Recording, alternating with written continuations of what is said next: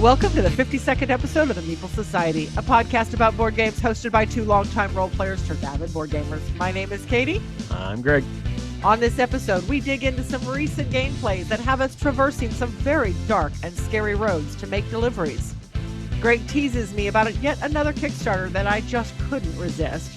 We revisit our collection videos, episodes 7, 8, and 9.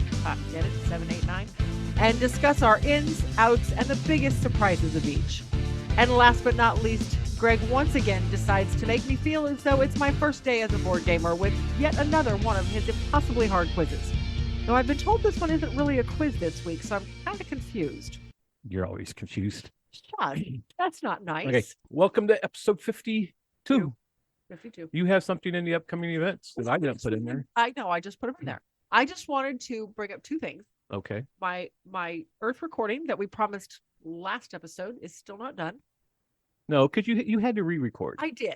And this is kind of why I put it in here, because it was kind of funny. I recorded outside for the first one, and then I started editing, and well, it got really cold while I was out there recording. So I had to don a jacket, which looked weird to me, but I mean, it is what it is. But two, the shadows kept shifting and playing havoc with everything. And then there was the fact that there were sirens in the background that I apparently was oblivious to while I was recording, but you could sure as heck hear them on the recording. Okay, I give that. That's Earth. So I re-recorded inside this past week, and I've started editing, and I'm almost through the setup and the card. What did I call it? Card anatomy. I think the anatomy of the cards. There you go. So I'm hoping to have that up in the next week. So it's coming still. Okay. Yeah. That's Earth recording. Yes. And then nearby conventions. I just wanted to ask all of our listeners. We are wanting to, now we go to a couple conventions a year. We go to the Dice Tower Retreat, though that's not really a convention. It's just a lot of fun. We, of course, always go to Gen Con, but that's local. So, you know, it is what it is. But I would love to, not that I want to make every vacation around board games. We've already decided we're not doing that. We need something else.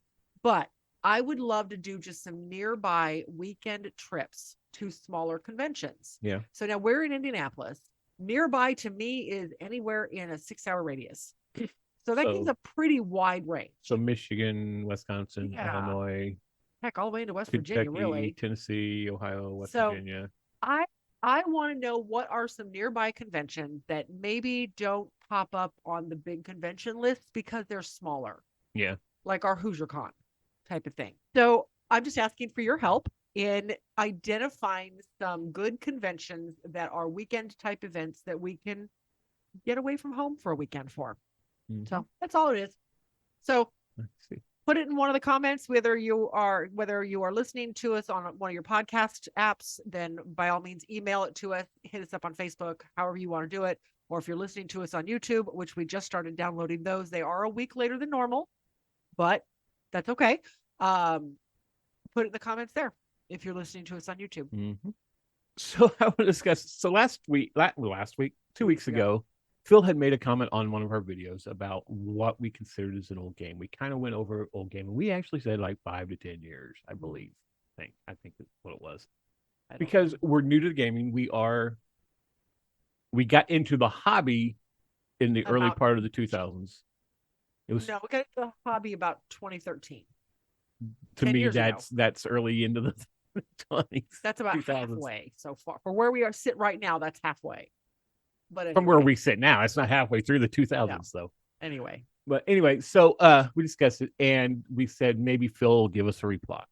And he did. You want to click on that link and read his response, and we'll kind of break it down, I guess. So if I tell you stop, let's talk about part of it. Holy crap! Okay. Yeah, it's a long one. No wonder you're making me read it. Yeah. Okay, so Phil's response. You two may be my age, but I have been gaming hobby board games since 1984. That is the year I graduated high school. That dated me now, but yeah, hey. I was still in high school. Anyway, that would put me at a board gamer for 40 years in just 3 months.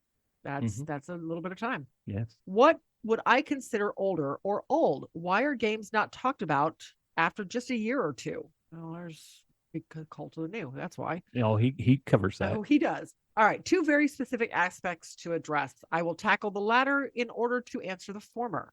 The reason people talk less about games after just a year or two is twofold. First, the umpteen hundreds of new games that are released each year. It seems like, because it is, a game that came out around 40 after 40 other games that were released that a person also purchased. So he's talking about games that came out at the beginning of the year versus games that came out in Gen Con, Spiel, and all that. So it seems like so long ago because they got so many games since then.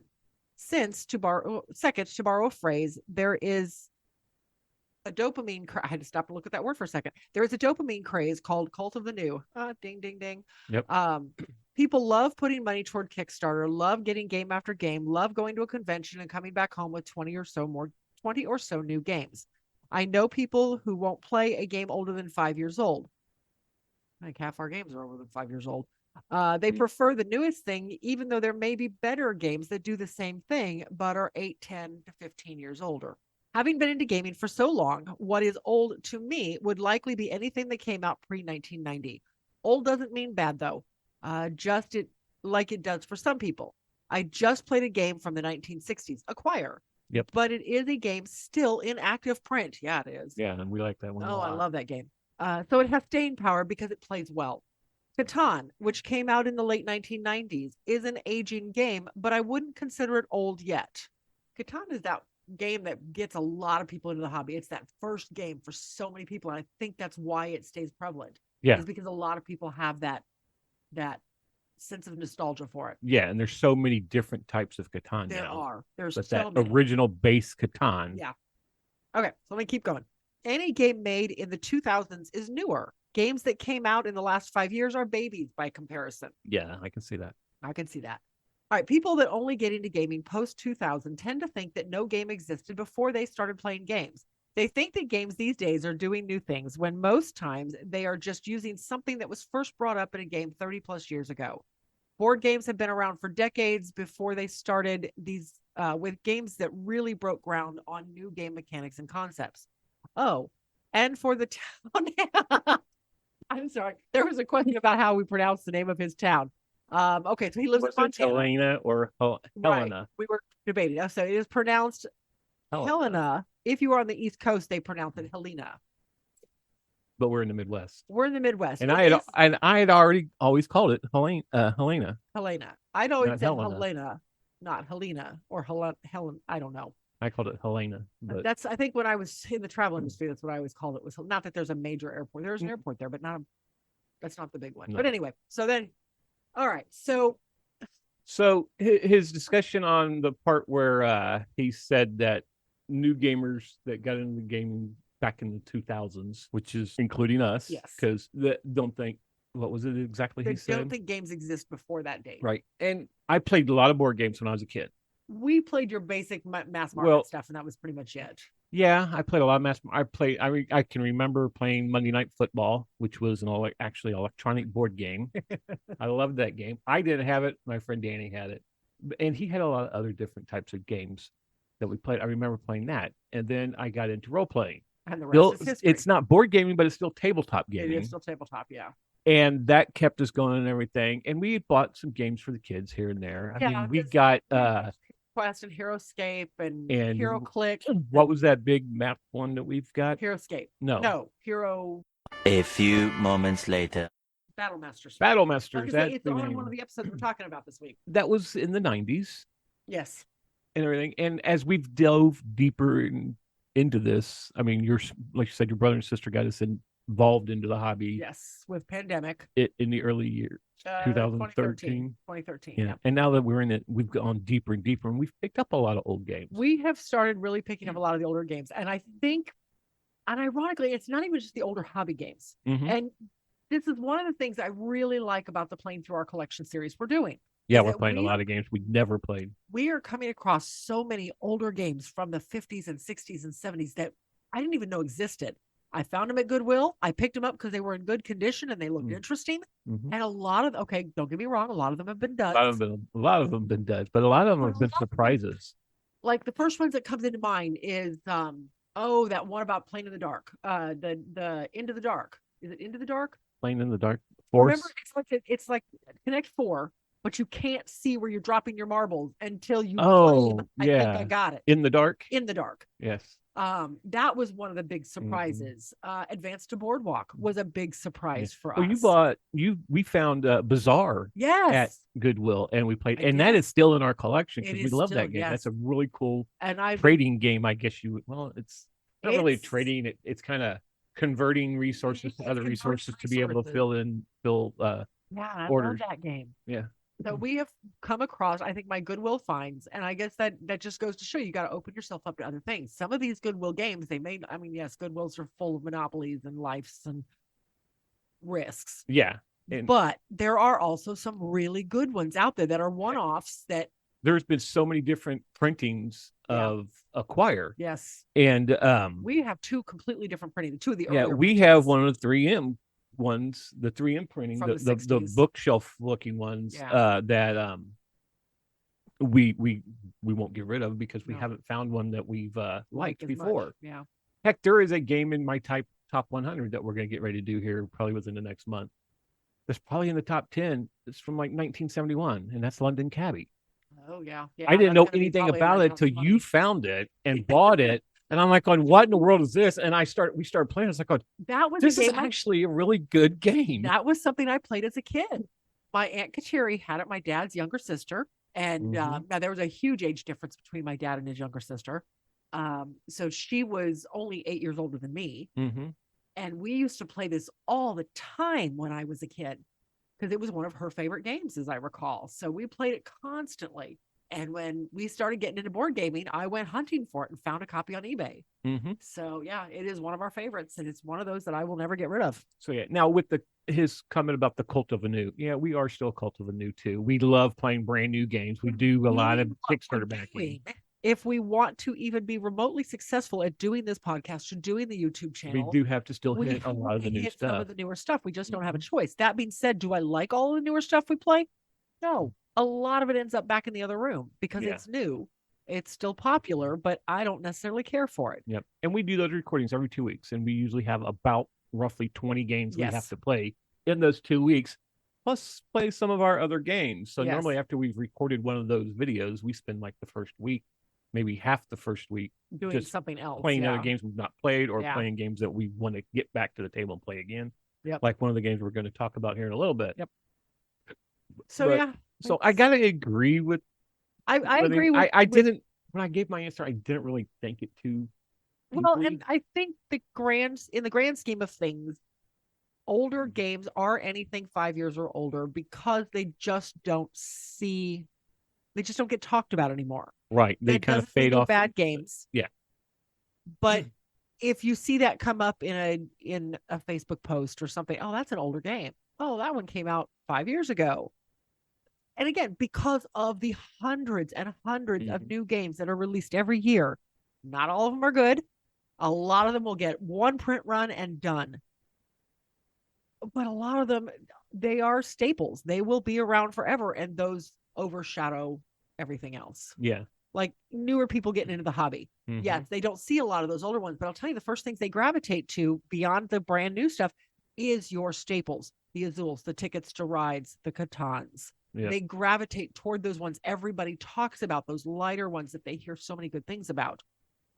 If you look at some of these newer, and of course I'm on a half a dozen different Facebook groups, but you look at people posting their shelfies, everybody has that Ticket to Ride on there. Catan shows up on a lot of smaller collections because that's what people know. Those are the games that are out there and in your face and in the stores all the time. Yeah. And then you have some of the people say, I don't play Catan anymore. That's just too old of a game. There's too many games that do the same thing. It's like it's a staple. It's a staple. It's still fun to play. It's old. We only get it out every couple of years, but it's one of our son's favorite games. That nobody will play with him. Nobody will play with him because he beats us all the time. Yeah. Unless everybody is totally mean to him and shuts him out, he beats us anyway. Usually, unless we do that, he usually destroys us at it. So it does come off the shelf occasionally. And when we do it, I like doing those big games, combining in Seafarers, combining in all of the other expansions and making this grand map. Those are fun. Yeah. So, but yeah, no, I agree. I think it is a lot of the Cult of the New, which is making everything feel older, even though they're technically not. I'm looking at our shelf going, half the games back there are 5 years or older. I mean, easily half the ones I can see in my field of vision right now. without even turning my head, are 5 years or older. But next, we are going to talk about a game that is not old. I mean, we got it when it first came out. It came out Was it last year? 2022. Yeah. Okay. So we did get it within the first year, and we even got to play. I mean, probably within the first couple months of it being out. I think after it delivered from Kickstarter. Yes, we did. The Kickstarter, I believe, was back in 2020 or 2021. What we're talking about is Merchants of the Dark Road. Kickstarter. Yeah, I guess we should tell them the name of the game. What we're talking about. This is one we looked at the Kickstarter. We thought about backing it. It was another one of those that we just decided at the last minute not to do, probably because we had too many others out. Again, we try to stick to 12. And having no more than 12, we're a little over 12 right now. Just FYI. Because you've backed like 2 recently. Both backed a couple recently. But anyway, that's a whole other discussion. I didn't back anything recently, have I? Anyway, the transmission thing, and that was it. That's just to get the new pieces. But anyway, that's a whole different that should not count against right. That's a whole different little. That's another episode or another segment. There you go. Okay. Just to the Dark Road. We talked about backing this on Kickstarter. We looked at it very heavily. We decided not to. We did end up picking up the retail version when it came out, because by that point we had seen a couple of reviews of it and stuff, and it really looked like something up our road. Looked like something right up our alley. Because it's the Merchants of the Dark Road. Exactly. That's why it's up the road. So we picked it up. Really enjoyed our first gameplay of it. Literally played it one time. Really enjoyed that first gameplay of it. Put it back on the shelf because of the podcast. We had to get other games played. And it sat for months. Gen Con this past year, a couple months ago, lo and behold, they have all of the upgrades for it. The dual layer player boards, which I love. Dual layer. 2 things get me on a game: dual layer player boards and metal coins. So in other words, your junkie came out. Yes, absolutely did. Now, that being said, those aren't the 2 things I bought. I bought the dual layer player boards. I passed on the metal coins like a fool, but I picked up But the metal coins are like the price of the game. They are the price of the game, and that's why I passed on them. But I will probably if you did a Kickstarter, get all in, just bit the bullet right there, you'd have had it all. But we let this go. Don't say that. Anyway, I picked up the deluxe resources. So I picked up the deluxe resources and the dual layer player boards, and they got put in the box and then put back on the shelf, and they have sat there since August. So last week we finally pulled them out and said, we are playing this and going to break it down. So here we go. Yep. All right. So Merchants of the Dark Road came out in 2022. It was published by Elf Creek Games, designed by Brian Shure. Shure. S-U-H-R-E. I'm not sure how you pronounce that. Okay. Art by Andrew Bosley, Joey Gillian, and Matt Paquette and company. Plays 1 to 4 players. Runs roughly an hour, 2 hours. In time frame says age 12 and up. Yeah, I'm okay with all that. Okay. It says it's best at 3. I'd like to play it 3. We've only played this. We've only ever played this 2-player. Yeah, I wouldn't mind getting a 3-player game of it, because I could just imagine how that would. Yeah. Everybody traveling, and you could go around the whole game and never have to travel. Yeah. You just piggyback. Anyway, let's get into this game here so we can explain this game a little bit. So the basis of this game, there are just very quick. I'm not going to go into a full rules breakdown. There are plenty of those out there if you're interested, if this sounds at all interesting. The idea of the game is you are rolling dice to determine your movement. The dice number determines your movement on the main circle in town. The board is broken up into 2 areas. You've got your main area of town where you've got numerous actions, and then you have your outer towns, which is traveling. So you have 3 dice to choose from at any given time to do your movement around town, and which will take you to one of, I think it's 5 different spots. You got the Dark Market, Ridgeway Inn, the Great Bazaar, Queen's Commission, and then Yergi's Excursions. Okay. So Yergi's Excursions takes you out into the outer area where you can either the ruins of Yin. The ruins where you can go get magical items. Or you can travel to an outer town to make deliveries of either Queen's Commissions or passengers. Or both. No, so it's both. One of the Queen's Commissions allows you to pick up commissions. Basically, you're picking up jobs of things that some of the outer towns want delivered to them. Basically orders. Yeah, it's basically orders. The Dark Market allows you to pick up extra supplies. The Ridgeway Inn, and I'm totally going off memory here. It is the Dark Market is the one where you go there, you can spend a coin to move around the rondel, and you pick up whatever it is on that part of the rondel. You can pick up objects, supplies. Because you can even pick up in-game scoring. Yes, or you can pick up in-game scoring cards. They actually called it in the game. I don't remember now. But the Ridgeway Inn, you go to pick up passengers. You can go to. You can sell to them and sell then pick them up. objects to get money. This is your primary way of getting money. You sell them objects to get money, and then you pick up that passenger, and you have to sell them something to pick them up. Yep. So you pick them up and you put them on your wagon, and now you can deliver them to their hometown as well to get extra coins and or victory points. Or no, they're not victory points. They are prestige points. Right. Prestige? I think it's prestige.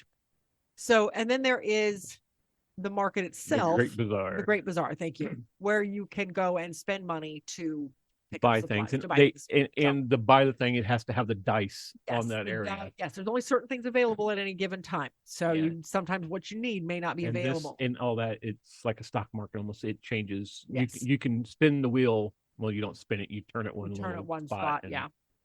So that's your basic movements. And then, like I said, you can go travel in town. So the dice work to get you to where you want to go. But then as you are putting new dice into there, that gives you extra benefits. This runs in 13 rounds. Every round, you start off with 7 dice. Every round, you are taking off a dice, and they're going back into the box. And then eventually you run out of dice, and the game is over. Well, one goes in the box each round. Right. One goes in the box each round. I don't know. I really enjoy it. There's a lot of thought process behind when to use your dice. Now, there are also magical dice that give you extra bonuses. When you go to any given spot, you have access to 2 different areas. And you can choose between those 2 areas. Well, no, even without the orange dice, with a regular die. Okay. So if I go to one spot, I have access to the Ridgeway Inn or the Great Bazaar. But if I go to the next spot, then I have access to the Great Bazaar or the Queen's Commissions. Yes. The next spot is the Queen's Commissions or the Yearly etc. Right. So if you use an orange die and there's one spot that will let you do that, orange dice are hard to come by. There's only one place to get them. Yes. And again, I'm not going to go into everything, but if you use the orange die, now you have access to both areas. You get to double your action. Plus, there's a secret action you get to do in between those that you only get to access if you play the orange die. Yes. And those change every game. There's a possibility of 10. There's only 4 on the board at any given time. So those change up every game. You're putting out new ones. So I don't know. I just thought that was very interesting. I think I maybe used those actions twice in a game because those orange dice are so hard to dice because you can only get them when you travel. Yep. Or the creatures that you can take traveling with you. Yes, that's true. There are companions, and one of the companions will give you orange dice. Yes. But only once. Right. Yeah, you get it. You use it. It's done. So it's a very interesting game. Like I said, there's a lot to think about as you're going. There's a lot of ways to manipulate. There are horseshoes that let you manipulate your dice a little bit. You can go forward or back further or one step left if you need to. I don't know. We played this 3 times last week. Yeah. I was trying to think of a game that we've played that it's basically you're playing on a rondelle. The only one I could come up with was Aquasphere, which is a rondelle that you're playing on, and you're limited on how much you can move and everything. Yeah. This one, the dice number is telling you how much you're going to remove. Whereas that one is something else. Yeah. But I was thinking, what other games had rondelles that you actually play on? Because I was like, oh, Trajan does. No, Trajan does. The Mancala has a rondelle in there. But it's a Mancala that wherever you stop, that's the action you're going to do. Right. Not move your people on the board to do that. So and right now, I'm sure there are more games out there. Oh, I'm sure there are. But the only one that I can think of currently was Aquasphere. Yeah. So this is kind of something that I guess we don't really have a lot of in our collection, which is kind of refreshing because it's not just, I'm going to place my worker. I'm going to place my worker over there now. Oh, you're there. I can't go there. So, okay, I have to come over here and do something over here to get me ready for another action. And for this one, you can be on the same spot as everybody. If you go traveling, say like you went traveling and you said, I am going to Farglen, which is one of the towns you can go to, and I have something that needs to go to Farglen, I can go just tag along with you, but I don't have to pay the expenses. Right. That is so nice. I just piggyback in, but I also can reap the awards. You can reap because you reap part of the rewards. Right. You still get paid for everything you deliver. You still get all of that stuff. What you don't get is the bonuses at the end for having traveled. Yes. That's the only thing that piggybackers don't get. Only the leader gets that. So you lose that chance of getting that orange dice if you want. Right. Or an upgrade. Right. Or an upgrade for your wagon. And You also don't get the companion because the companions only go to the leader. And the companions have special things on them that you can do as long as you have a shard, the crystal shard. So, which again, you get in multiple ways. There are different ways to get those. At the same time, if you piggyback onto something, it is literally saving you an entire action. Yes, it is. So it is very proficient. Okay, well, and you don't even necessarily have to go to Farglen. You can go to Windglass. Yeah, because if you go to Farglen, if they go to Farglen and you had something Windglass, you can go there back and just go up to Windglass off of because it's in the same region. Yes. So every region, there's 3 regions in the outer area. Each region has 2 cities. Yes. So you could, as a piggybacker, you could go to either of those 2 cities in the region that the leader has claimed they're going to. Right. The state they're going to.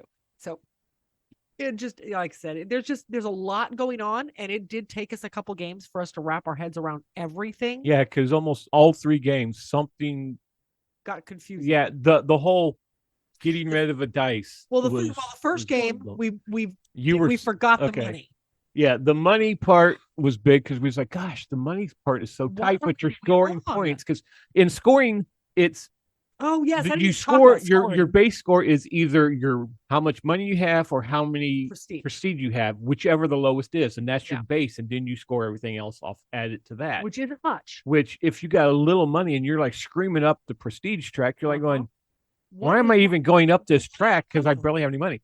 And I never really I didn't do a lot of selling to the people at the Ridgeway Inn because somehow I had something that was giving me the people to take where I needed to go. And you were selling everything for just 1 coin. Instead of the coin based on the market at the bazaar, I was selling for 1 coin. And we completely misread. Yeah, it wasn't until I actually went and sold something and I was getting ready to take a certain amount of money for it. And you're like, wait, it's only 1 coin. I was like, no, look at it. It's for what it is up here. And then you read it, and we were like 2 or 3 turns from being over. Yeah, the game was almost over. And I was like, okay, I said, for this game, I'll just take the 1 coin. Yeah. But this is the way it's supposed to be. And you read it. And I said, you read it in the rules because you do the rules breakdown on everything for us mostly. Most of the time I do something. I missed that one. But yeah, you totally missed it. You read that, and then you reread it, and she like slammed the book down. I was like, I can't believe I missed that.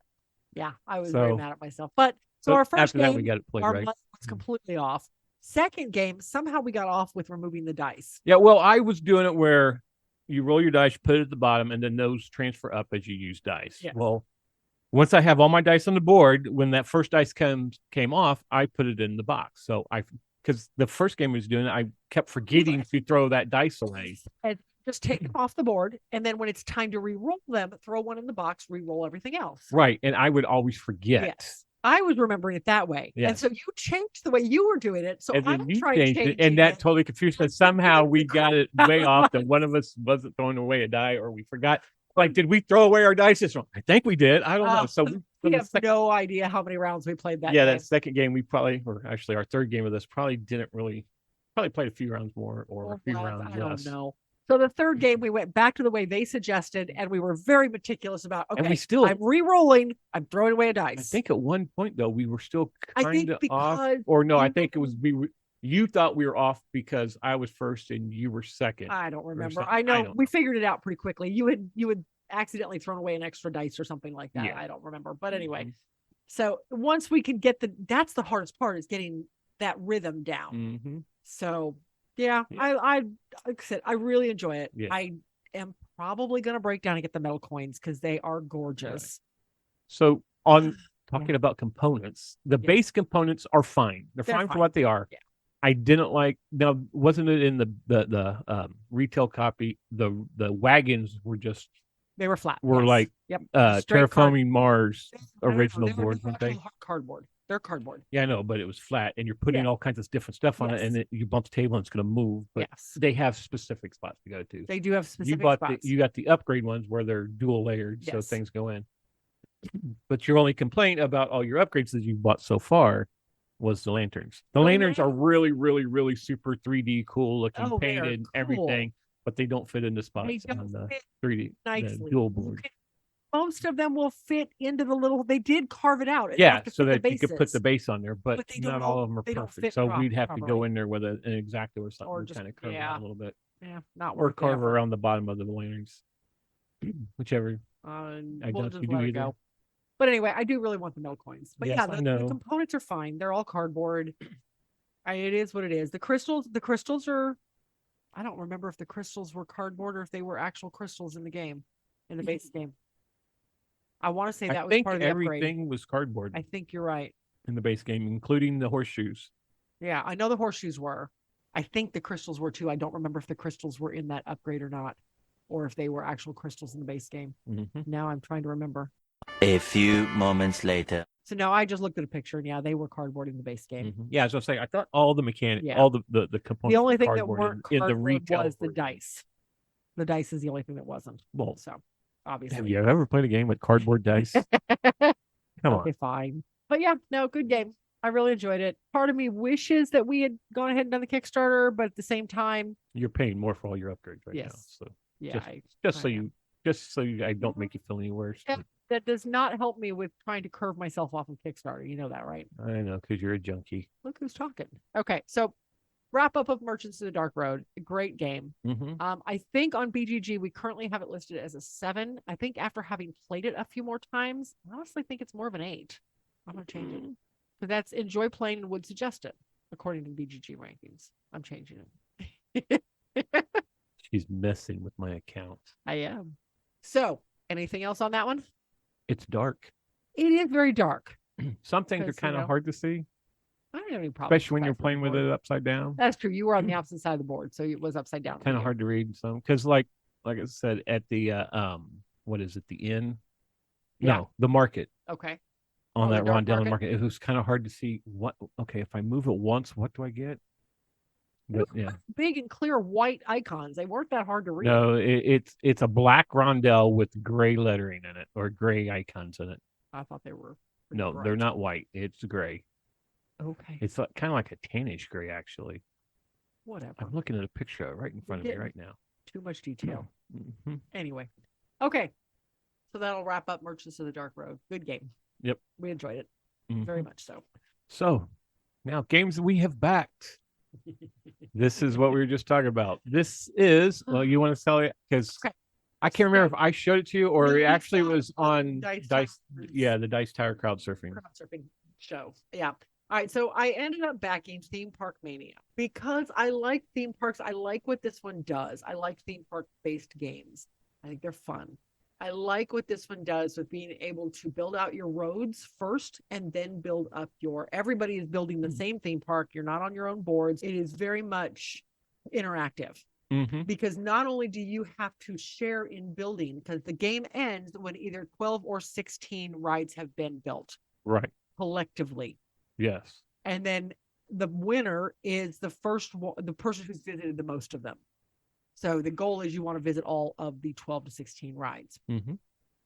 Not only yours, but everybody else's too. And you're giving money to people when you visit them. And there's just a lot going on. You can build up the value of them by putting little side attractions next to the main attraction. So you have to make sure when you're building your roads out, you're leaving room to build side attractions. Yes.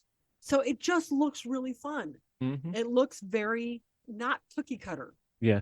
This one, when I first looked at it, okay, so we thought it had the artist from Quadropolis. Yes, it looks like But the it's artist, not. It's not, no. Matter of fact, who is this artist for this one? This is the one where its designer is the artist and the publisher and Okay. everything else. I can't even set Gerjan Eckel, I don't know, I haven't pulled it up. Gertjan. Gertan is the JN8.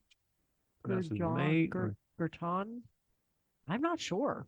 Gertan But Eckel. Designed by Gerton Eckel and Susan Eckel, Right. provided we're pronouncing that right. Sorry Artist for is that. Gerton Eckel, published by Meeple Master.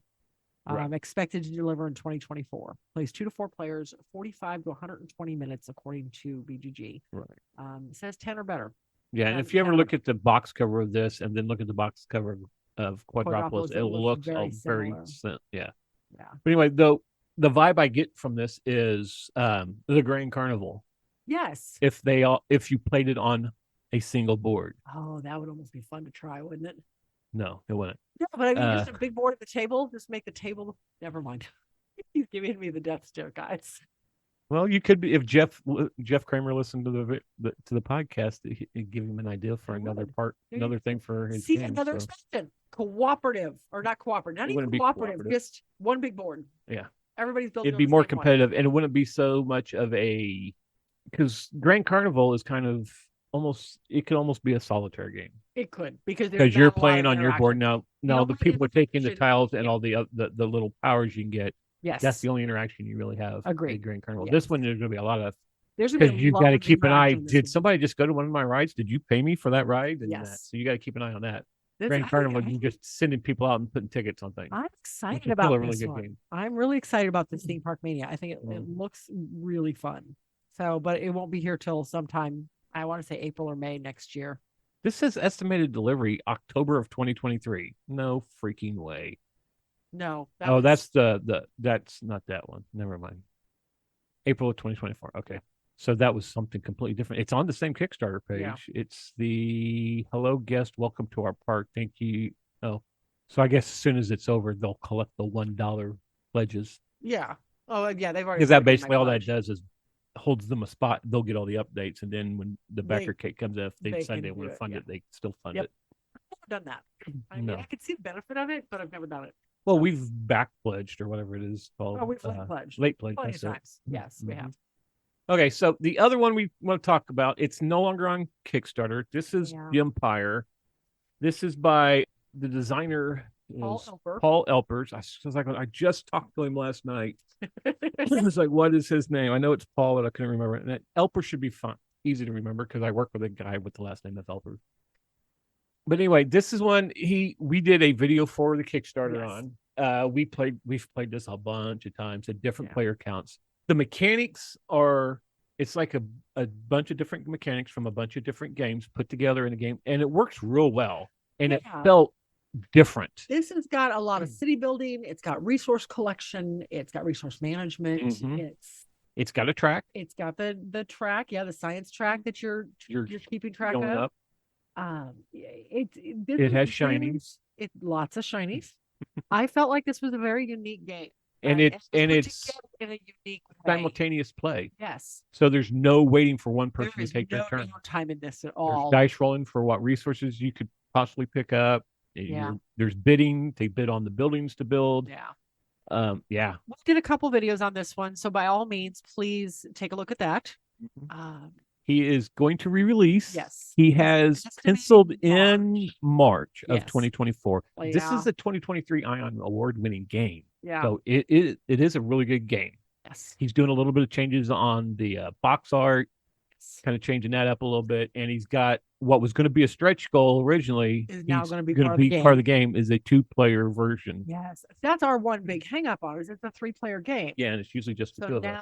And mind you, and we've played this lots of times with other people, and everybody's really liked it so far. But yeah, I'm excited to see what he can come up with for a 2-player variant. And we're gonna try and schedule a interview with him in the near future. We're kind of trying to nail down a way so we can do it remote. Yeah. So, because I mean, he lives in Indiana. He lives in Evansville, Indiana. So if you know Indiana, we live in the middle of Indiana. He lives in the southern tip of Indiana, which is about 3 hours away. Yeah. So I would hate for him to have to drive all the way up here for 20 minutes of an interview or 30 minutes or an hour or however long it took. Yeah. So we'd rather do it remote. But you can still go to Kickstarter and see the game. It's although it has been canceled, you can still look at the campaign, look at what it's all about, watch the videos on it from the Kickstarter page as long as it's up. He didn't do the artwork, I don't think. No, he hired an artist to do the artwork. Okay. Because that was one of our suggestions when we first did our review was the box art. The box art, which they're revamping, and then the science board was very small. Yeah. And it was hard, things got bumped, blah, blah, blah. That was and when I first put the review out, he messaged me and said, yeah, that is actually one of the things that we're already fixing. Yeah. So. And he when we talked to him, because we met up with him at Gen Con and talked to him a little bit there, and we've messaged back and forth through a messenger. And he explained why the box art was the way it is, because it is the map of the area, because all the cities, because you get each player gets this little, what do you call that? What would you call it? It's a board, but where you can write on each of those maps. What is that called? Anyway, I know it's a Anyway, journal but that you keep all each your one of them information has in. a city name on the front end of it. Yeah. So, and they match the city names on the map itself that's on the box cover. So he's showing basically the area of Zarmon's empire, basically. Yes. Because the game is Empire Zarmon's Demand. And he's talking about if he can get this game to fund and it goes out, he is going to be working on separate games of each city. So he's just kind of putting the map up there, and now I don't know exactly if he's going to just change the artwork on the map or if he's changing the box cover completely. His update for canceling it, he stated that they are revamping, and of course I just closed it. They are revamping the artwork for the cover, but if you liked the map, don't fear, it will be on the rule book. Okay, so he'll just put it on the rule book. They're gearing towards something more for what the game is with the gems and stuff. Yeah, here is what they're okay. Yeah, I just pulled up that update. He's doing a fully implemented 2-player mode. He's adding fresh new box art that really encapsulates the gym theme. And as you said, don't worry that the map's going to be on the rule book. Beautiful painted 3D palace miniatures, which is going to be really cool because the palaces were just a token. Oh, which was fine. I can't wait for it. That was one of the things I did in review, that the upgrade tokens, that how there was no rhyme or reason as to what number was on the token, because you could pick up a 1 token and you flip it over and it could be a 5.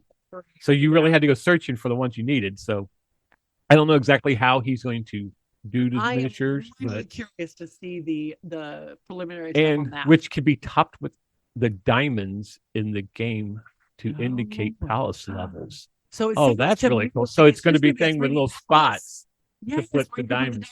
That sounds really cool.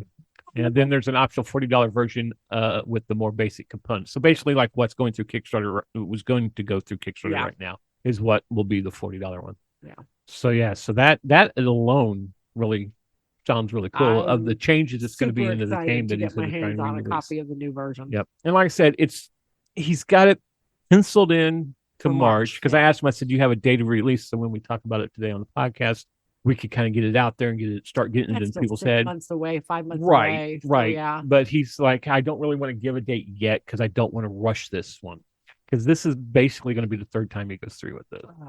But every time he's gone through this time, he got 17,247 and it's asking for 20,000, and I think he could probably 187 backers. Yeah. So I just think it needs to be. People need to know about it. Yeah, I think that's part of the problem, is people need to know about it. It is a small company. He's not getting a lot of airtime on it. No. But I think that with the changes he's making, and I think it'll be, and again, 3+ stalls a lot of people out. Yeah. It really does. Yeah. So I'm hoping I'll be interested to see how he implements a 2-player, because I get the whole 3-player, because you want 3-player trying to bid on because of the market. Yeah, I agree. So I don't know. We'll see what happens. I'll be curious to see how a 2-player variant goes. All right. So to wrap up Gempire, when it comes back out, we will be sure to let you know. And if this sounds like anything you might be interested in, check out the original Kickstarter. Check out one of our videos. I know he would love your support. Yes. Yep. Yeah. For somebody who's doing it on his own, like I said, he designed it. He is publishing it on his own. So he doesn't have a huge staff to help him out. So we're trying to help him out as much as we can too. So. So yeah, that's Gempire. Check it out. Moving on. So now it is time for the ins and outs of board game collections.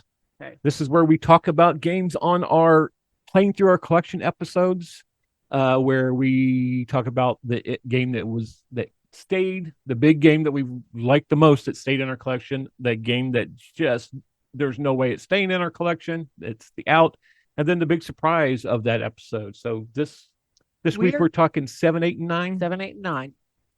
So, which we have a game called 7, 8, 9. So I just thought that was funny. We already covered that. We covered that a few episodes back. But anyway, okay. So we will start with episode 7. First thing I'm going to do, as I always do, I'm going to read you off a quick list of all of the games that were covered on this episode.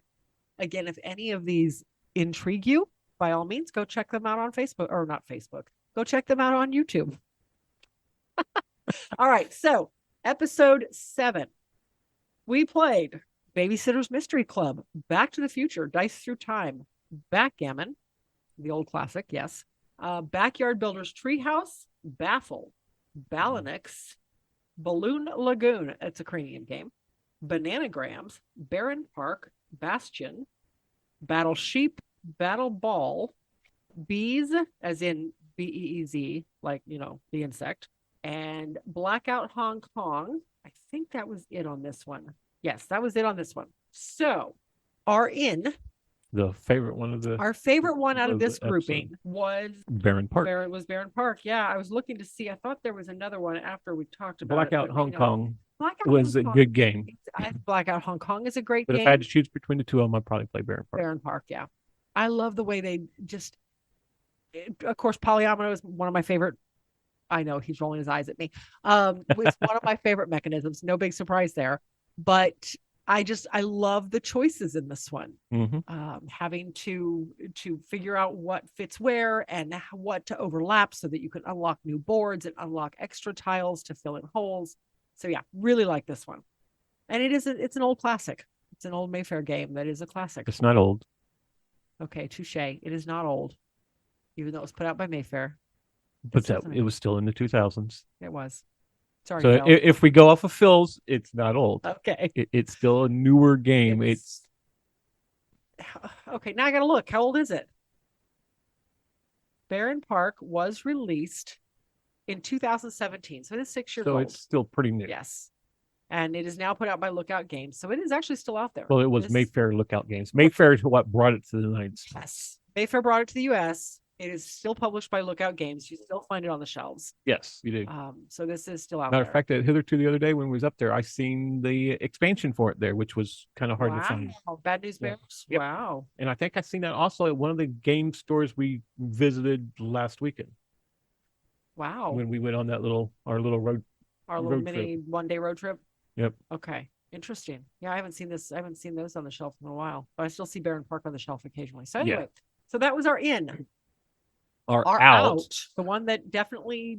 This was just. Okay. So it wasn't a game. The Babysitter's Club. This was kind of, gosh, and this has been a while since we played it. We no longer have it, but it is a roll and move. You are visiting different locations to pick up clues and trying to solve, I think it was a mystery of some sort. I don't remember. So, I mean, if you read, this is a book series. Yes, this is. So I imagine if you were a little teenage girl and you read this book series, the game would totally make sense. Well, and I think you would have more invested in the game. And I never read this series as a kid. I was more into the Nancy Drew and the Hardy Boy books. I was not into Babysitter's Club or any of the other ones. But I don't know. This just felt like a product of its time. This was released. I'm looking it up now, but I would not be afraid to say back in the 70s by the look of the box. Come on, open up. This was released in 1992. Wow. I would have totally guessed this would be the 70s. But technically, this is considered an old game if we go off of Phil. So we're actually going to use Phil's analysis of what an old game is as to what an old game is. Because I actually kind of agree with him, though. But okay. So this is an older game. 1992. It is a product of its time. It was put out by Milton Bradley, and the components show it. I mean, they're all cardboard components, with the exception of player pieces, and I don't even remember what those look like. Yeah. So I think those were just generic pawns. Looking at this picture, with dice that required stickers. So this one left the collection. Yeah, this is what I seen. I was like, "What is the Babysitter's Club?" Because I was your typical teenage boy, always out trying to get in trouble, getting dirty, playing sports, just running the neighborhoods. And I didn't have time to sit down and read little books or something. I was always out running, hanging out the arcades. And whereas I was a bookworm back then. So yes, you were. Yeah. You were a country hick playing. Well, you weren't really a country hick. You listened to country music, but not till high school. Back then, I didn't. I read. We're getting totally off subject. All you did was read. Okay. You know what? I'm getting that look. Yes. So we were move on from the Babysitter's Club before there's a murder mystery we're going to have to solve here. And talk about the surprise. This one is actually I don't remember when it came out. When did this come out? Can we consider this old? This came out in 2006. So no, this is not an old game. This is a classic game, and that's Bananagram. Yeah, this one's been out for a while. This is an evergreen for this company, and this was put out by Bananagrams Inc. Go figure. Okay. Anyway. Really? Yeah, that's what it says. Okay. Bananagrams Inc. Bananagrams is basically a take on Scrabble. But the difference with this one is there is no central board. Everybody has a certain number of tiles that they're trying to play out, and the game ends when the central pile is gone. And you can exchange tiles out for different things. The idea is you are trying to speedily be the first person to run out of tiles. Yep. And so this is all about speed and using your own tableau of words. Right. So you're not building on a central diagram. You're building just in front of yourself. Hey, and I beat you at this game. Wow. Imagine that. Surprising to us. I completely expected it to be like Scrabble, which I'm not a big fan of Scrabble, even though there was no board, which confused me. And then we read the directions and we played it, and it was actually a lot of fun. Yeah. So this one was a surprise for us. So with this one, it was more than Bananagrams that Inc. put it on. You had 999 games and Cosmos. There's a bunch of them. There was 12 other ones. Okay, whatever. Anyway, so that was our surprise for episode 7. Yes. So episode 8. Episode 8. Let's read through the games that we played on that one. For episode 8, we played Balderdash. We played Bang, the card game, not the dice game. Bass Ackwards, Battle Masters, Battleship Tactical Combat Game, Battleship the card game, Hidden Threat, Battleship Command, Pirates of the Caribbean, Battleship Torpedo Attack. Does anybody see a theme here? We played Bazaar, which we talked about a little bit ago. We played Between the Two Castles of Mad King Ludwig, Big Bang Theory, Fact or Fiction Trivia, Big Bang Theory, The Ultimate Genius game.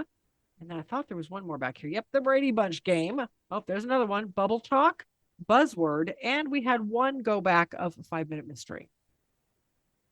Oh, yeah. I was like, what? Yeah, 5-Minute Mystery. It was a go back. It was a go back. Meaning that we got it after we'd already done that. After we'd already done that letter. That in this case, the number. So the favorite one of this, the only reason this is not in the surprise one is because we'd played it multiple times before. So it was no surprise how good it was because we already knew we loved it. Yeah, and this is like the one we were just talking about that you found at Goodwill. Yeah. And that's Bizarre. We have the Sid Saxon version. Well, this was produced by Sid Saxon. Yes. We have the 19, I don't remember which one version we have of it, but it was originally published in 1967. We have a version from the early 2000s. Bright blue and red box, lots of color on it. Right. This one is all about changing out gems. It comes with the really beautifully colored garden pebbles, the garden glass stones. You can find it pretty much any hobby store anymore. So this one, it is all about changing out stones. You can trade in 2 reds to get 3 of other colors. You can trade in 3 of other colors to get 2 blues or whatever. And every game is different because you change out the market on every game. So every game you have 2 market cards out that give you a total of about 20 options for changing out your stones. And then in the middle of the table, there are a series of cards that just have 5 stones needed. You can never have more than a certain number in your tableau and in front of you. And I want to say it's like 8 to 10 stones is the maximum number of stones you're allowed to have. But whenever you have enough to fulfill one card order, you do so. And then those cards come into your possession, and the game ends when I think 1 or 2 of the stacks of the 5 are gone. Yeah, it's been a little bit since we played this. It's been a little while since we played it, yeah. But, since we played it for this. So just a great game. It's thinky, but yet simple. It's a brain burner. Yeah, don't get me wrong. It is a brain burner. You got to be able to look at the stalls. It's like, okay, I have these. I really need those to collect this one. How do I convert to get this? Okay, so if I go there and I do that, and then I do this on this turn, and I can get all these and take those to get, okay. Yeah, you've got to be 5 or 6 steps ahead. 5 or 6 steps ahead to be able to get there. But this is, again, it's one of our favorites. It will stay in our collection. It's just so simple. It's so easy to teach. It is a 5-minute teach, if that. It is literally one of those games that, as they say, 5 minutes to teach, a lifetime to master. Yeah, so that's Bizarre. So our game that left, which was multiples of games. This was, so we ended up getting rid of all of our Battleship games, with the exception of the card game. We held on to the card game because it was a simple card game that could go into our card collection and done. Yeah. And it played very simply. It was just super easy. But all of the rest of the Battleships we got rid of for multiple reasons. Yeah, because most people, why did you get rid of Battleship? That's a staple classic game. Staple classic game. But you got to think of where we're taking this collection to. Yeah. there's going to be pieces getting dropped on the floor and lost. There's a lot of little pieces in these, which again, most of them are whatever. You can replace them very easily, but you can't replace the chips really easily. No. Plus, every single one only plays 2-player. Yes. And every place we go, it's a group of kids. They Yes, don't want 2-player games. And if they're going to dig into 2-player games, ironically enough, it's chess or checkers that play super fast. Everybody knows the rules too. So we made the decision, and it was not an easy decision because Battleship is and there's some stable. Some of the ones we had were really fun. Like you said, you really liked the Battleship Torpedo. Torpedo one. Oh my gosh. I have a video of this on episode 8. You've got to watch it, where you are literally shooting little balled torpedodos at the ships. Torpedoes? Yeah, they're little balls. It sounded like you said bald torpedoes. I was like, what is a bald torpedo? No, BALLED, not BALD. But anyway, so you're shooting these little plastic balls underneath the board to try to hit the base of somebody's ship and pop them out of the board. It was hysterical, but the torpedoes kept launching outside of the board. Yes. And we had to chase them across the room. So that is why that one left the collection. But it was fun to play. So yeah, that one hurt to get rid of. But so the next one is the big surprise. Of this one. And we have owned this game since the 1990s. We were set. It was leaving the collection. We were going to play it. We were going to talk about it, and it was gone. Yeah, and this is one that never. I mean, I think when we first got it, we played it maybe once or twice. After with the that, kids, maybe. After that, I think the kids actually just played with it. Yeah, and some of the pieces are broken. Yeah, we're missing pieces to it. But you got the bases, and it will still work. It still works perfectly because the bases are there, and you're okay. So what we're talking about is Battle Masters. This is the old I say old. Sorry, Phil. It's a 90s game. This is a 1992 version. I think it was only published the one time by Milton Bradley. It's very hard to find. You can find it, but you're going to pay some money for it. You're going to pay some money for it. So we have all of the bases. We have all the flags. We have all the cards, even though they really need to be sleeved. They're showing their age. But I'm just missing some of the miniatures that go into the bases. But again, as long as you have the bases, you're good. And I do have some of it. It's not like I'm missing all of the wolves off of the wolf base. I have like 4 of the 5. Yeah. Some of them, the rider is broken or whatever. But it's not as bad as we make it sound, I promise. We could find pieces out of the hundreds but we'd end up paying pieces, for it. But out of the hundreds of pieces that come in that game, we're probably missing or have broken a dozen of them. Yeah. So it's not as bad as I'm making it sound, I promise. But I honestly thought this was going to be one of those play it, pack it back up, and get rid of it. And I fully intended on doing that. Get what you can for it. And once we played it, now mind you, we had to bring in side tables to hold the board because our dining room table is was it side tables, or did I actually bring in a sheet of plywood? No, we actually grabbed some. Yes and no. We've talked about a sheet of plywood, but we didn't have a full sheet left in the house. Okay. But the board is almost 4 foot by 4 foot. Our dining room table is 5 foot, I believe. 4 foot by 5 foot. Anyway, our dining room table is 4 foot wide. Not quite, because the board hung over. So we have these weird, like 2 foot by 3 foot boards that came in the shelving we have here in the game room. It came in those boxes as part of the protector, but they're literally like 1/8 of an inch thick. I just saved them all, knowing I'd eventually find some use for them. And we have over the years, they've gotten used for miscellaneous things. Well, we just grabbed a few of those, braced them down, and used those to extend our table just long enough to hold this board up. But nonetheless, we played it. I'm not huge on battle games by any way, shape, or form. But this one, everything is determined by the flip of the card. So, which makes it sound like you don't get a lot of options in the game, but you do. So the card flips and tells you what units you get to move. And then it's up to you as to how you move them. Do you move them their full movement? Do you move them partially? Do you attack with them? What are you doing with them? But the card tells you, okay, these are the units I have to move this round. What am I doing with them now? And then the next card could tell you that you're moving units again. And the next 3 cards could tell you your opponent's units are moving. But it's not all units. Right. On this one, I may just get to move my knights, or I may just get to move the ogre, or I guess the ogre was on the opposite team, but whatever. So it's giving you 1 or 2 units, your horse units, your wolf units, your ogre, your barbarians, your whatever. And then from there, you decided what you did with them. Right. It's a beautiful board, especially for 1992 Milton Bradley. It is a huge plastic board. But I don't know. We really ended up liking it. And the longer we played it, the more we thought, man, take this to an event, put 2 tables side by side and throw this up on there. Right. The boys are going to be all over it. So yeah, so we decided we're going to hold on to this one. And as soon as we get another event going, we're taking it with us. Yep. Yeah. Okay. So I looked up to see how big the map is. It's 55 inches by 57 inches. Okay. So yeah, our table, that's what I thought. I thought our table was 4 foot wide. So yeah, it did hang over by several inches. For our metric people, that's 140 centimeters by 145 centimeters. Okay. It's big. It's bigger than a sheet of plywood, at least sideways. So anyway, that was our big surprise of episode 8. Let's move on to episode 9. All right. So episode 9, we played, again, here's my list.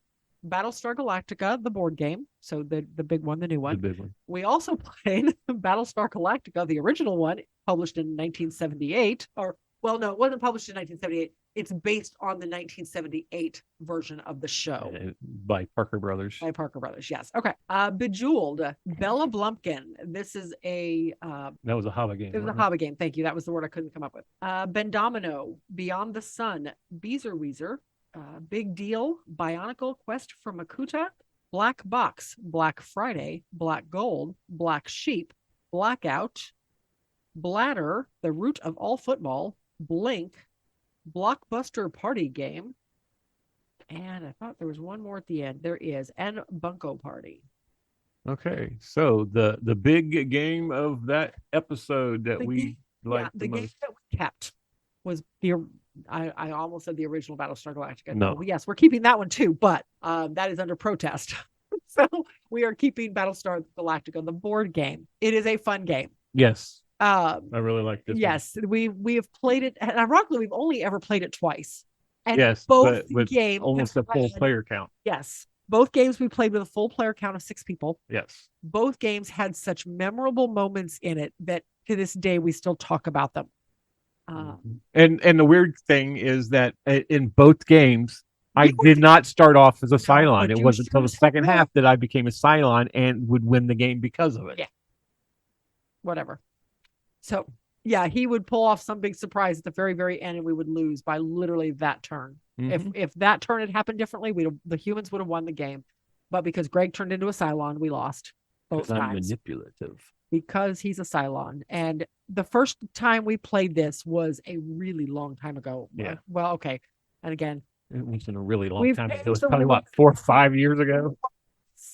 2015. Was it? It was Wow. 7 years ago. And we played it with my brother and his wife, his sister-in-law, my sister-in-law's sister, and their mom. Mm-hmm. And it was you and Joey you and the sister-in-law. I'm sorry. You and Joey, which is my sister-in-law's older sister. Your brother's sister-in-law. I'm sure everybody's confused by now. Not your sister-in-law's sister-in-law. It's your brother's sister-in-law. Right. It's the easier way to say it. Whatever. Anyway, you guys both turned into Cylons. Yes, we did. And you guys won. That was whatever. But anyway, it was fun. And we still to this day talk about how Joey and Greg are Cylons. Oh, Linda was a Cylon too. Not according to my notes. The August 14th, 2015 game, you said Cylons at the start. Oh, okay. Joey was a Cylon. I thought everybody below that sign was a Cylon. That was just the two of you. Okay. So, fun game. There's just a lot of twists and turns in it, especially with halfway through the game, somebody new turns into a Cylon, which is a lot of fun. So, all right. So that was our in. That's the one we are keeping. Our out. Our out was Bionicle Quest for Makuta. Mm-hmm. We played this one twice now. We played it when we first got it. We played it again for this series. Yes, that's the only 2 times we played it. Both times left us with a meh feeling. Yeah. It just, by the time you get through the first couple tile pieces, because it's all hexagon tiles that fit together. Yeah. And that build the board. So yeah, the board changes. Great. But by the time you get through the first few, you have everything you need to beat the big guy. You're just looking for him now. Yeah. Yeah. All you do is just putting out tiles to find it. Yeah. So we just decided to get rid of this one. He had too many little pieces to try to take someplace and get lost. The rules were convoluted. So he left the collection. Yeah. No question. And our big surprise was a game called Bladder, the Root of All Football. This was so much fun. Game. Chess checker type game. Yes. But there was this little, and you had these little, and they were like little bitty squished people that had their hands along the side of their heads that you would hold the little flat football on top of their heads and run around on the board. On a slight curve that fit right on top of their heads, and you were going after whoever had the football on top of their head. If you look at this, if you look at the football, it almost looks like, I mean, because back then it was pigskin. Right. It was supposed to be pigskin. And if you look at the piece that they use in this, it looks like a burnt loaf of bread. It does. It does, yes. The guys are so cool looking because, I mean, there's red guys and the white guys. And they look like little bitty scrunched down people with their hands alongside of their heads holding the football. All right. So this game was published in 2000. It's a 2-player game, plays in about 30 minutes. Designed by Danny Brittain and Tim Perkis, published by Perkis Brittain Games. I don't know. Anyway, it was just a fun game. Unfortunately, the box we have is water damaged. I bought it at Goodwill. Didn't really expect to like it, but really ended up liking this game. It was a lot of fun. But it didn't stay in our. It's not in our collection, but it is in the other collection. It's very, like I said, it's got a chess or checker feel to it. Yeah, it's really cool because you're trying to get the ball, but then if you block them or hit them, the ball comes out and it goes to the other person. Yeah, so it's constantly changing. And you're trying to get the ball on yours into the end zone, or I think it was like 2 little spots on each side, the little checkerboard spots. Yeah, there's 2 spots on the other side you have to get your piece and which into. Is basically in a checkerboard game, it's the king row. Yeah. But it's not. It has the feel of a checkerboard, but it's not like checkerboard because you have like 2 little squares on the outside in a row that is nowhere else on the board where you can't go any farther. Which you can kind of go around people through, and you're playing on both the light and the dark squares. Yes, so everything's moving. It's fun. It's a good game. Yeah, it's hilarious to play. Yeah. Okay, that is everything for the ins and outs of our board game collection. It's off to the mailbag. We have a question that I actually put in here. I'm going to let you read this question. All right, Greg asked for questions, and one of our dear friends from Co-op of Nerds, jokester that he is, the boy fresh, posted a question saying, "Hey Greg, I never check my top lid and bottom lid. How does that make you feel?" Okay, I got some explaining to it. Okay, if you've never watched any of our playing through our collection videos, whenever I pull up a game, I always check the top and the bottom of the lid. Are they what's the word I'm looking for? Do they match? Are they both right side up or yes? No. Are they going in the same direction? That is my biggest pet peeve. So I got to explain this to see where it came from. And I think I have figured it out. Okay. So back in 2014, after I closed down our general contracting company, I went to work for one of those one-day bathroom remodeling companies. And in doing so, I learned doing this job. Basically, we remodeled. We would replace the tub or cover a tub and cover the walls in acrylic walls and all that. And in doing so, you had to do certain things in order. Mm-hmm. Like I had to demo before I could put up new drywall, and then I had to have the new drywall up before I could measure out the tub walls to cut those correctly and all that. So everything had to go in order. Okay. And doing so also, it's basically a routine, and everything had to be a certain way. Because if you remember right, when I was still working there, clutter drove me freaking nuts. What do you mean when you were still working there? Okay, it still does. Okay, yeah. But before then, no, clutter never bothered I was like totally chaotic. Yeah. Clutter did not bother him whatsoever. Yeah. Now he drives me bonkers with it because I can't leave a sheet of paper on the table without him complaining about it. Things have their place. And I narrowed it down to this is where it happened at when I worked there. So it started to drive me nuts that when I would look at a game box, and I'd turn it over, and then I'd have to turn it again because the bottom of the box is not orientated with the top of the box. So it became a pet peeve of mine, and now I cannot look at the bottom of the box and the top of the box, and it drives me nuts when it comes from a factory like that too. You know that if your brother listens to this, or my brother listens to this, either one, the next time they come in this house, they're going to turn half these games around. And it's going to be your fault. Then when I find them, they're going to get turned back around. But no, it's just working for that company got me into where things had its place. Because I had to have everything in a certain place in my van too. Well, that makes sense because you have to find it. No, it was organized as to how I was going to need it for that day. Okay. So, I need this first. So it's coming off the truck and I'm going to need it all day. So when it comes off, it's sitting beside the truck. And then, oh, look, the next thing I'm going to need, there it is. It's the next thing in line. And that's how I'd organize my truck every day. Okay. So it's just that didn't carry over to your current truck. No, that truck's totally chaotic. But because I don't need everything in that truck right now. Every single day, I don't need everything. I just grab my bag and go in. And then if I need something, I go back out and get it. Because there's tools that sit on the floor and under other stuff. Yes, I know. I hate getting in that truck. But yeah, I mean, every day, because of that, I don't know if it's so much OCD now. No, it's just. But I have ways everything has to do, or it throws me off. So yeah, so if a box lid is not oriented with the box bottom, it drives me nuts. And I don't check them. I do sometimes, and I certainly do if he's sitting there because he's going to make me do it anyway. But if I'm just putting away a game, nope, I don't check them. No. I just put the lid on and go. Yes, I know. Everybody else does that. Although Justin has started doing that. He has noticed that the box lid's probably going to drive Jackie crazy. Probably, but that's what us males in my family do. We drive their other half nuts. Yes. So Doug, that's how I feel about that. Box lids should be oriented with the box bottom. So in other words, don't let them loose in your basement without you guys there, because you're going to find all your boxes moved. So it would be like, okay, you read a lot of books. What if you opened your book up and all the pages were upside down? I've actually had that happen once. Yes. Does it not drive you nuts? Okay. That is the same thing. Okay. If a box is not oriented right. Okay. Because even when we set up games, I'm sitting there turning all the cards one way.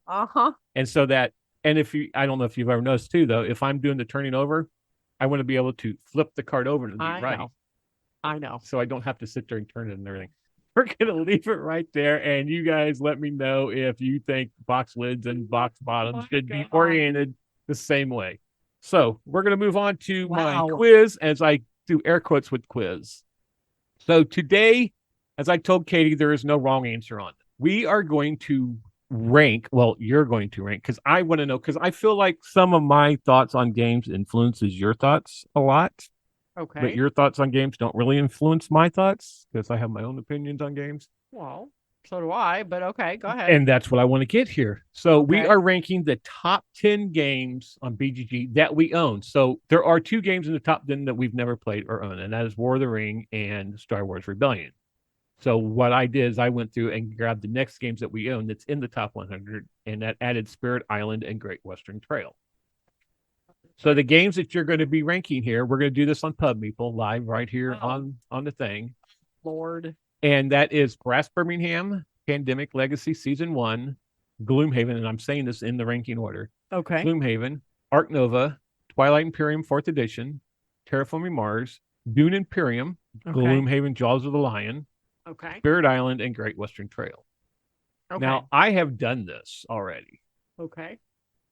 So, and then we'll just kind of look at how it's your ranking versus my ranking versus everybody else's in the world who's on BGG's rankings. Okay. Okay. So first up on this, we have. Okay, yes, that's what I know. I'm going to rank 10 games. We have Spirit Island versus Dune Imperium. Which game would you rather play? Spirit Island. Spirit Island. Now we have, I already know this one. I might as well just click it. This is Pandemic Legacy Season 1. Good game. Terraforming Mars. Terraforming Mars. Yes, I knew that. That's your number 1 game of all time. It is. We have Twilight Imperium 4th Edition or Great Western Trail. Great Western Trail. I figured. We have Spirit Island versus Gloomhaven. Ooh, probably Gloomhaven, honestly. Gloomhaven? I like Gloomhaven, yeah. Okay. We have Gloomhaven Jaws of the Lion versus Brass Birmingham. Ooh, I that's a don't know. long I pause. really like the Josel. I like the Gloomhaven, and it feels weird to have both of them in there. Mhm. I would say honestly, Jaws the Lion. I Okay. really like that the whole scenarios, the storyline Okay. on those. Here's one. There's going to be some thinking going on here, but I know which way it's going to go. We have Ark Nova and Terraforming Mars. Oh, son of a biscuit. I have been Would that be a really roll? in the mood. Shush. I have been really in the mood to play Ark Nova lately. But at the same time, I'll break open Terraforming Mars anytime somebody asks. But oh Lord, I've been really in the mood to play Ark Nova lately. So Ark Nova. Wow. You heard it first. I know my number Gloomhaven. one may be changing. Gloomhaven versus Great Western Trail.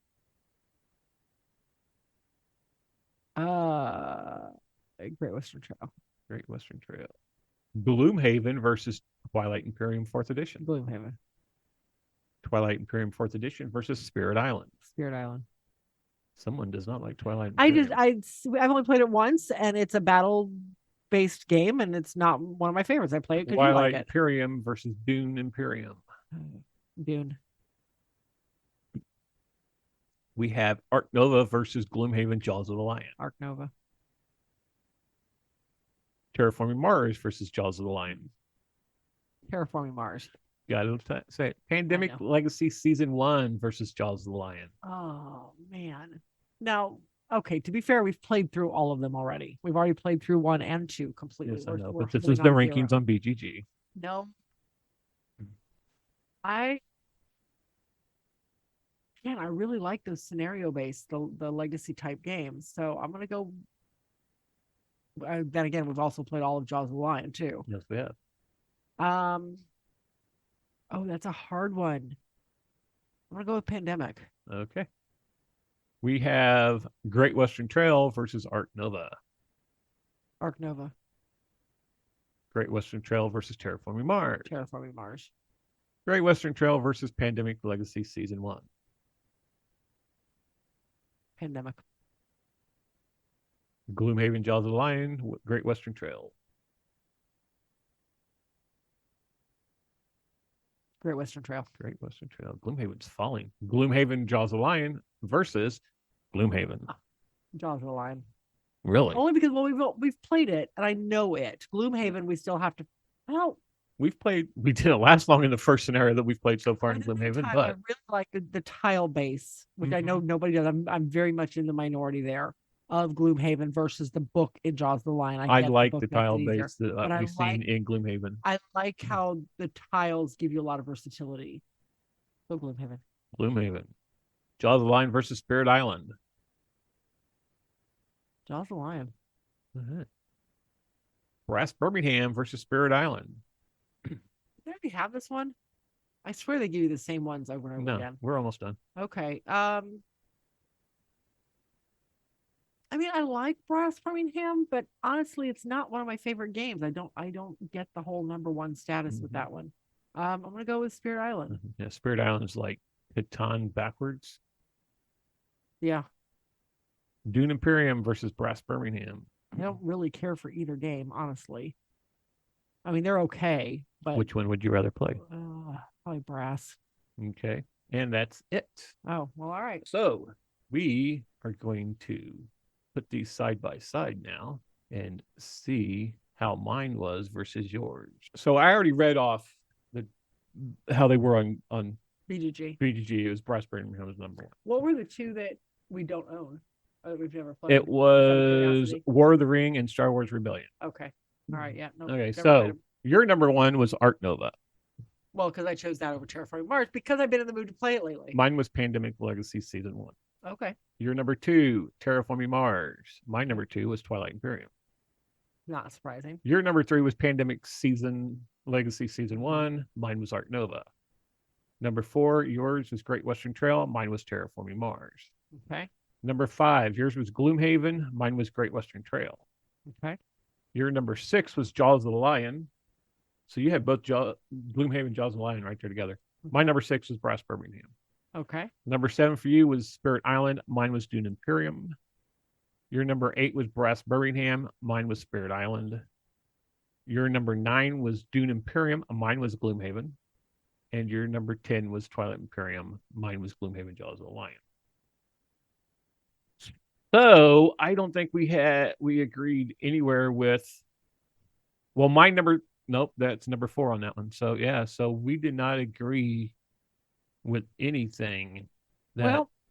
And that is the beauty of board games. There are so many that there is no wrong answer on what you like and don't like. So yeah. But this is a good preempt to our top 100, which we are going to start working on probably in the next month. Yes. And run that over New Year's. Yeah. So I'm excited to get started on that. Mm-hmm. So, because that'll have a lot of older games in it too. I'll be curious to see how many of the older games that are in the other room come up on that one. Yeah. Come up on our list. Yep. You know what I mean? Mm-hmm. Some of the ones that we've ended up really enjoying. Yeah. So by the end of this month of October, today is what? The 22nd? Yes. This will be released on the 23rd. So within a few more days, we're going to cut the gameplay list off. And it'll be anything from the time you started recording our gameplays till the end of October. Those are the games that are going to be on our top 100. At least for consideration in the top 100. Yeah, it's going to be making up our top 100, which are thousands of games. So. So, this is going to bring us to the end of episode 52. We would like to remind you that episode 40 of The Cave just dropped last Friday. Katy finally got it out. It's up on YouTube. We also have a rules breakdown video for Earth that we talked about at the beginning. It'll be coming soon. Katy's in editing that. Also, we do have our first top 10 coming out. Our first couple top 10s. We've done top 10s before. We've done top 5s on videos. Yeah. We haven't really done the top 10 in video form. But we're going to do our top 10 co-ops, so be on the lookout for those. Also, if you want to follow us on social media, just follow the link in the show notes. There you'll find links to Facebook, Instagram, Twitter, TikTok, YouTube, Threads, and our merch shop. Or you can contact us directly at meeplesociety@mail.com. Thanks for listening, and we'll see you at the next one.